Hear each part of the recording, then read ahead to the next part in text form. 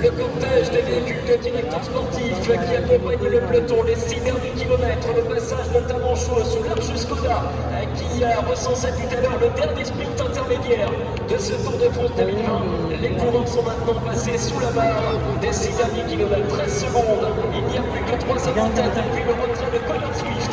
Il y a le taxi le belge et le coureur français Pierre Pénichot. Et derrière eux, le peloton se rapproche. Généralement, c'est à cet endroit-là, sur la route des Champs-Élysées, dans les derniers tours de le peloton. Et bien, comme il y a régulièrement ce retour sur les ailes de tête, le seul type de nouveau en 2020, avec une belle attaque, celle de Michel Kwiatkowski, le coureur slovène qui tente en solitaire de passer à l'attaque, le coureur polonais qui compte déjà une victoire d'étape dans ce Tour de France. Il avait gagné la 18e étape du Tour de France du côté de la Roche-sur-Foron. C'était la 3e étape du triptyque alpestre. Michel Kwiatkowski, eh bien, qui doit s'avouer vaincu finalement suite à son attaque en solitaire. Il n'a pas été accompagné. Il reste 5 km au peloton pour revenir avec le collectif Jumbo-Visma qui est toujours en tête du peloton. Derrière lui, il y a l'équipe NTT pour Edvald Boasson-Hagen. On aperçoit l'équipe de Koenig Quick-Step avec évidemment Sam Bennett, le porteur du maillot vert, qui va se rapprocher 5 km de l'arrivée. Et il n'y a plus désormais qu'une centaine de mètres d'écart entre la tête de la course et le peloton.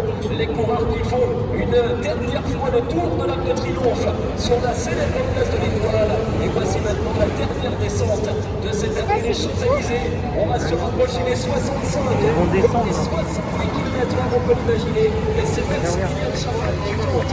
Ils arrivent.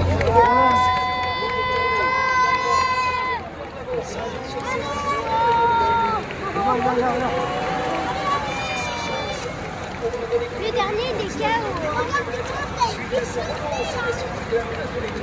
on va essayer de l'identifier dans un instant. L'arrivée dans 4 km. 4 km de l'arrivée, c'est bien je crois Rudy Cavagna qui s'est désormais placé en tête du peloton. Le voici, le TGV de Clermont-Ferrand, incroyable contre la montre individuelle rempli à la 6e place au milieu des grands bleus. Rudy Cavagna, le Clermontois, c'est le premier Tour de France qui a accéléré la cadence et les autres têtes sont maintenant repris. Il n'y a plus que Maximilien Chaval avec un très court montage de quelques mètres. L'ancien champion d'Allemagne vainqueur de Pénilis. Ces qualifications c'est terminé.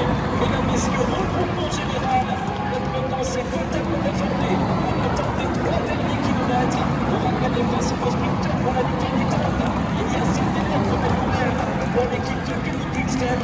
Il y a également pour la Sunweb, Kisweb, Peter Sagan pour la formation Laurent. On peut également citer Frédéric Picard pour Bienvenue Hôtel, Vital Concept. On peut également évoquer le nom évidemment de Canel Ewan, qui n'est autre que le tenant du titre de sprinter de Strada qu'on aperçoit ici sur les images. C'est poissons pilotes, parmi lesquels Roger Kluge, le courant de l'équipe Autosmal, et puis d'autres sprinteurs évidemment, avec également Wout van Aert pour la Jumbo-Visma. C'est Wout van Aert qui est actuellement en 2e position dans la roue de Tony Martin. La Sunweb qui prend le relais 2 km mission. Et l'on va aborder eh bien, la façade est du jardin des Tuileries, du côté donc des 3 derniers kilomètres avec le Canet Curie qui va être franchi et passé dans les coureurs du peloton du Tour de France.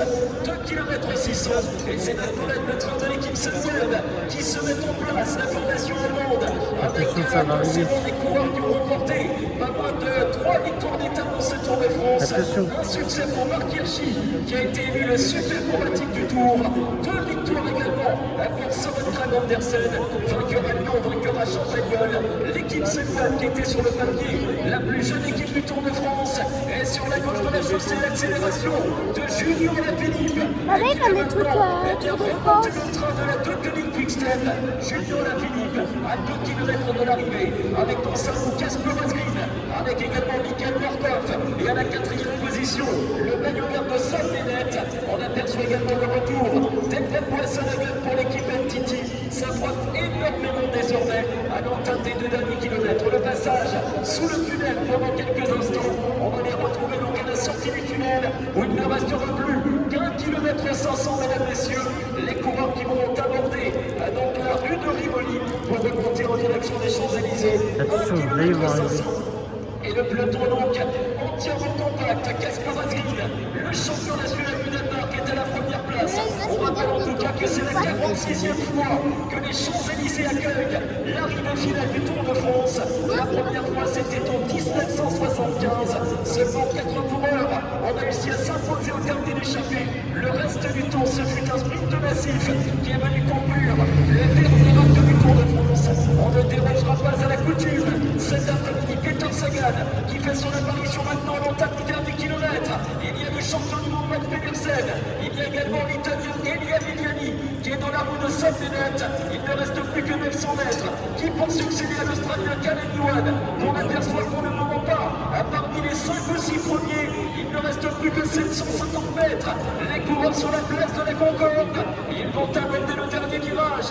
Il leur restera 400 mètres. Le sprint massif, mesdames, messieurs, dans cette 21e et dernière étape des Champs-Élysées. Michael Murkoff, le poisson pilote, dans sa mouillère Jesper Stuyven, les 400 derniers mètres. Mats Pedersen, le champion du monde. Sam Bennett, le maillot vert. Peter Sagan est également là. Sam Bennett face à Pedersen. Et c'est la victoire qui appartient à Sam Bennett, vainqueur de la 21e étape du Tour de France. Le maillot vert de premier au classement par points qui remporte l'étape des Champs-Élysées. C'est son 2e succès sur le Tour de France 2020. Il s'était imposé du côté de l'Interé sur la 10e étape du Tour de France. Il remporte donc la 21e sur les Champs-Élysées et il succède notamment à Marc Cavendish qui avait remporté l'étape des Champs-Élysées avec le même vert sur les épaules. C'était lors du Tour de France 2011. Voilà le peloton qui en termine à l'issue de 3490 km sur le parcours entre Nice et Paris. Un tour extrêmement montagneux qui a vu pour vainqueur Tadej Pogačar qui devient donc le vainqueur de la 107e édition du Tour de France. Il apporte à la Slovénie un premier succès au classement.